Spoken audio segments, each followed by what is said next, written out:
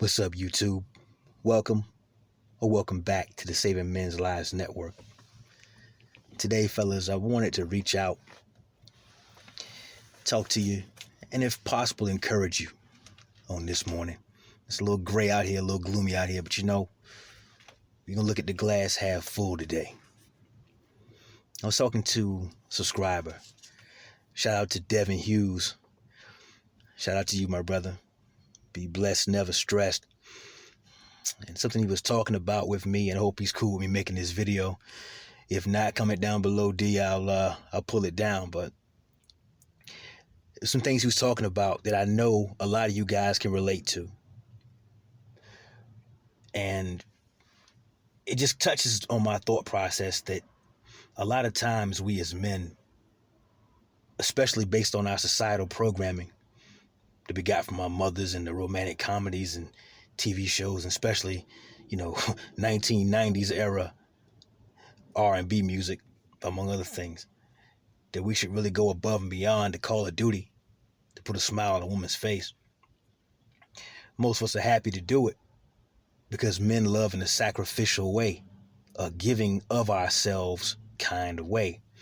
And the problem with that comes in that we often,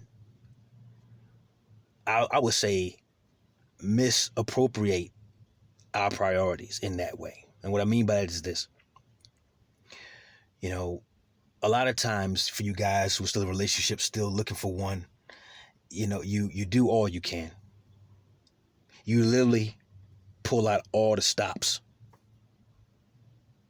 Every resource that you have is devoted to the task of contentment under your roof for those you guys crazy enough to cohabit. But even you guys who don't live with your girl or whatever you want to call her, you still want to go out and do what you can in the hopes that she'll be pleased with that outcome. You're chasing her validation. And women are very intuitive to this. They're able to pick up on it like a radar when a guy is truly going above and beyond the call of duty to do for her. I would often ask guys two questions. And this is your opportunity to ask yourself these two questions. If you're with a woman that you've chosen to claim, question number one is, if you're doing it of your own free will, what is it going to cost you in other areas to do that thing? For example, you want to take her on this nice vacation. You want to buy her this piece of jewelry. You want to do whatever it is that she's into, right? And it's going to cost you X amount of dollars. It's going to cost you X amount of time to accomplish this thing. What else could that money have been used for to set you up, if you never met her in the first place, for a solid future? Could that diamond tennis bracelet, for example, could that money you spent on that have been put into the S&P 500 for your retirement fund? Could that time you spent taking her down to Barbados and the money and the lodging and the food and all of that have been put towards starting your own business to get you away from that job you hate and that boss you work for who's an absolute imbecile? You have to ask yourself these questions to find out if you're using your time, your attention, and your money properly. That's number one. Number two, if one of my homeboys asked me to do X thing, would I smack him across his mouth for asking me that? And that's a real question, fellas. Women love to test us. Are they bad people for that? I'll let you be the judge. But they love testing us the exact same way parents are tested by their children about their bedtimes, about eating ice cream for dinner, and so forth and so on. Kids are always pushing the line to find out if the line's really a line or if it's just the equator, like an imaginary one. When kids push against the line and there's a smack on their rear end, they know, oh, okay, yeah, that line's for real. Don't touch that one.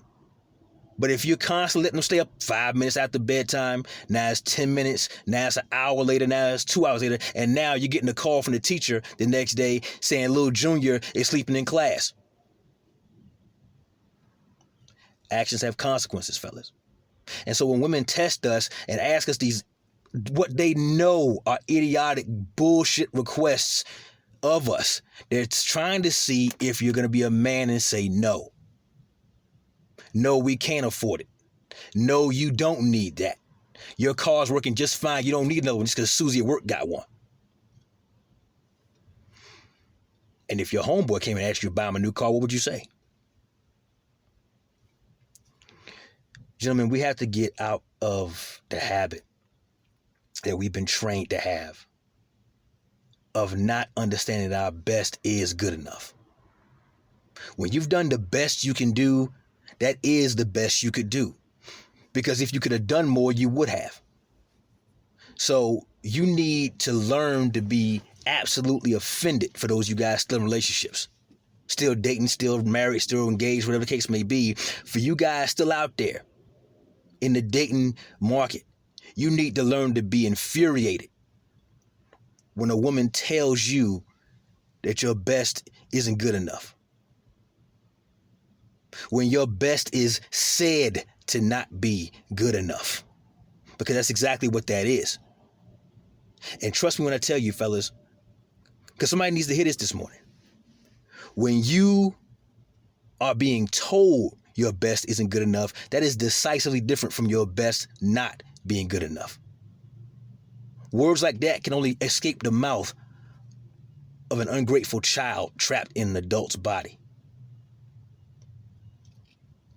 The problem, fellas, is, again, we misallocate our resources and we misallocate just what it is we're supposed to keep in priority. There's a chain of events here, fellas. Number one should be God first.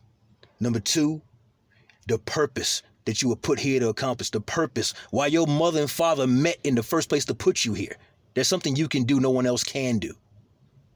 And you should be chasing every second of every day while you're awake, finding out what that is and bringing it to market so the rest of us can benefit from it. But first, you benefit from it. Number three, you need to be on your health. This is your exercise routine. This is your diet. And hopefully you're drinking enough water, not a bunch of sodas. Your skin will thank you for that last one. Number four, I would say your family. Your blood relatives that you cool with, the ones who aren't the drunk uncle always asks you for $20. But the family who's always had your back, they come right behind your health, because without your health, you got nothing. Then, of course, your friends. Not them fair weather friends is only good when you got some money in your pocket, but the ones that's been there for you, that came through for you when you was up against the wall. After them, I would say your community and or your country, depending on where it is in the world that you live. You should be civic-minded because you live there, and therefore you are involved in the process. So hopefully you are making positive changes to yourself and the lives of those around you. Then you got, I would say right behind that would be your self-improvement quest. This is stuff like, I know all you guys aren't. I'm an avid reader, so I'll put that first for me. But, books, courses, going to seminars, webinars, getting audiobooks off of Audible and places like that.